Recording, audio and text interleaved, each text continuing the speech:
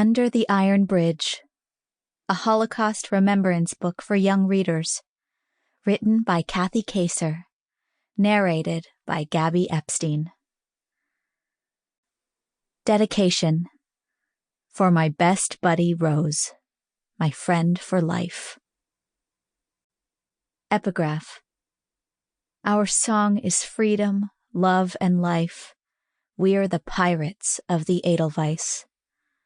A song from the Edelweiss Pirates, the German teens who sang and danced their Nazi resistance, by Kacer, Jewish Telegraphic Agency, Juniverse, 2016. Prologue. Wednesday, November 9th, 1938. The flame was visible in the cold night sky, even before Paul and the other members of the Hitler Youth had rounded the corner and approached the building. Up ahead was the new synagogue of Dusseldorf, where most of the Jewish families of the city attended. Tonight it was unrecognizable.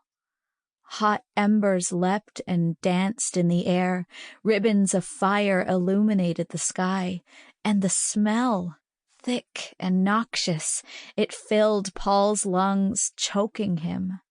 He coughed and doubled over as if he'd been punched in the stomach. When he lifted his head, he could see Nazi soldiers flinging torches at the building, tossing them inside the door and high onto the roof to stoke the fire. German police stood by and did nothing to stop them. Franz, the leader of the Hitler Youth group, came to stand next to him and the other boys. "This is how we treat the Jews!" he shouted above the noise of blistering wood and hissing flames. "Destroy their synagogues and burn them to the ground!" Paul's heart beat wildly as his eyes frantically roamed the crowd. Where were the Edelweiss Pirates? Where were his fellow freedom fighters, rebels who were trying to battle against this kind of senseless action? "Find some rocks!" Franz ordered. "The bigger, the better. Throw them at the windows and listen to the shattering glass." To demonstrate, Franz searched the ground and found a rock that was sharp and jagged. Then he turned toward the building and threw it into a window. Glass shards, fueled by the fire, exploded into the air and rained down on the sidewalk already littered with glass, metal, and wood. This was the cue needed to unleash the other boys in the Hitler Youth group. With a whoop that echoed above the sound of the fire, they scattered, finding their own rocks and throwing them at the synagogue building. Paul was too stunned to move. His feet seemed glued to the ground. He wanted to run away as fast and as far as he could.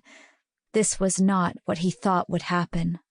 It was never what he had planned, not since he had been forced to join the Hitler Youth months earlier.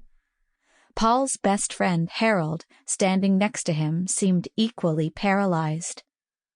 "I don't want to do this," Harold whispered. "I'm not going to listen to them," Paul replied, as much to himself as to Harold. "I don't care what happens." Franz was by their side in a second. "What's wrong with the two of you?" he demanded. "Didn't you hear my order? Find a rock and throw it!" Dazed, Harold sank down to his knees in search of something to throw. He finally found a small rock, hardly more than a stone. Under Franz's hard stare, Harold tossed it toward the building. It didn't go far enough, rolling several feet from the synagogue door. Franz grabbed Harold by the collar and pulled him up close to his face. But before he could shout more orders, there was another commotion up ahead. A group of people were being marched in front of the burning synagogue, heads down, feet stumbling across the debris. There must have been more than 100 of them. Paul knew immediately that they were Jews.